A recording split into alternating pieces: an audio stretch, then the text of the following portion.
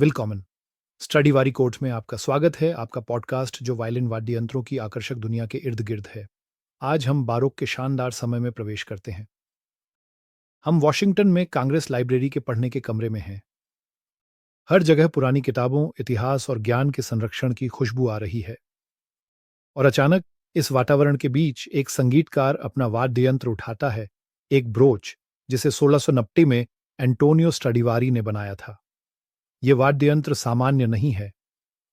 यह प्रसिद्ध Tuscan Medici voila है, जिसकी कीमत 2025 में लगभग $30 मिलियन आंकी गई है। इसीलिए यह दुनिया के सबसे महंगे वायलिन वाद्य यंत्रों में से एक माना जाता है। इसे रोबर्टो डियाज बजाते हैं, जो हमारे समय के महान ब्रोचिस्टों में से एक हैं और फिलाडेल्फिया के प्रसिद्ध कर्टिस इंस्टीट्यूट ऑफ म्यूजिक के अध्यक्ष हैं। लगभग 15 वर्षों तक यह ब्रोच उनका संगीत साथी रहा। उसके साथ उसने न केवल कॉन्सर्ट दिए, बल्कि एक ग्रैमी पुरस्कार प्राप्त रिकॉर्डिंग भी की। जो उसे सुनते हैं वे तुरंत महसूस करते हैं कि इस वाद्य में एक अपनी आत्मा है।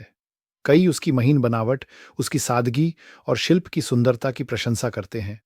डियाज खुद को उसकी आवाज को अविश्वसनीय रूप से गूंजने वाला लेकिन साथ ही संक्षिप्त बताते हैं।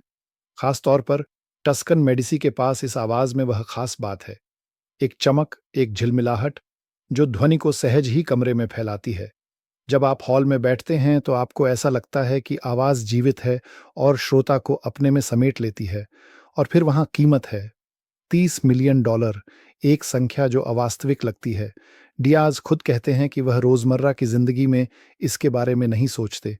उनके लिए यह मुख्य रूप से एक वाद्य है, लेकिन वास्तव में यह दोनों ही हैं, एक कार्य उपकरण और हमारे अमूल्य सांस्कृतिक धरोहर। इस वायलिन का इतिहास एक उपन्यास की तरह पढ़ता है। इसे क्रेमोना के एंटोनियो स्ट्राडिवारी द्वारा ग्रॉसप्रिंज फर्डिनांदो आई दे मेडिसी के आदेश पर बनाया गया था। फर्डिनांदो रेनासांस की सबसे प्रभावशाली परिवारों में से एक के सदस्य थे।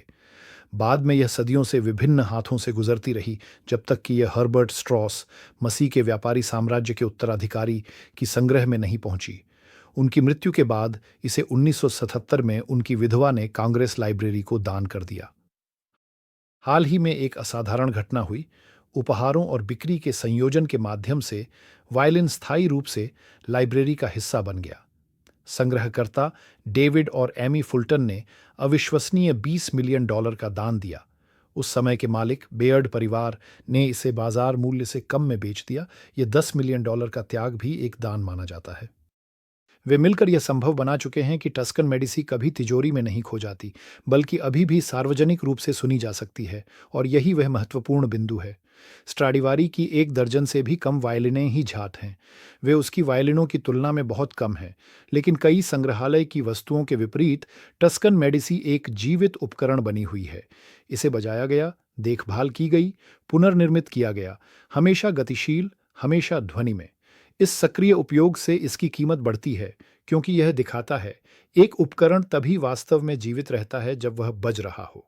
प्राकृतिक रूप से सवाल उठता है, क्या $30 मिलियन उचित है? यदि केवल सामग्री, लकड़ी, पेंट चिपकने वाला को देखा जाए तो निश्चित रूप से नहीं।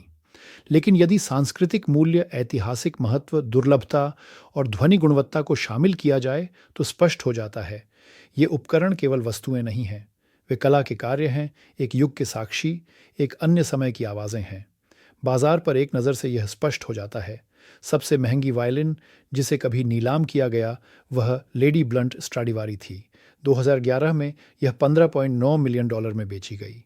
एक दूसरी बांसुरी मैकडोनाल्ड 2014 में $45 मिलियन में भी प्रस्तावित की गई, लेकिन उस समय कोई खरीदार नहीं मिला। यह दिखाता है कि यह बाजार कितना विशिष्ट और अप्रत्याशित है। और फिर भी रुझान स्पष्ट है। हर साल कीमतें और बढ़ती जा रही हैं, न केवल टस्कन मेदिची जैसे अभूतपूर्व कृतियों के लिए, बल्कि अमाटी, गुआर्नेरी, गुआडाग्निनी या रुगेरी जैसे अन्य वाद्य यंत्रों के लिए भी। ये सभी समृद्ध संग्रहकर्ताओं की बढ़ती रुचि, सांस्कृतिक संरक्षण की इच्छुक फाउंडेशनों और उन संगीतकारों का लाभ उठाते हैं जो इन खजानों को अपने कौशल के साथ मंच पर लाने को तैयार हैं। तो इस कहानी से हमें क्या सीख मिलती है?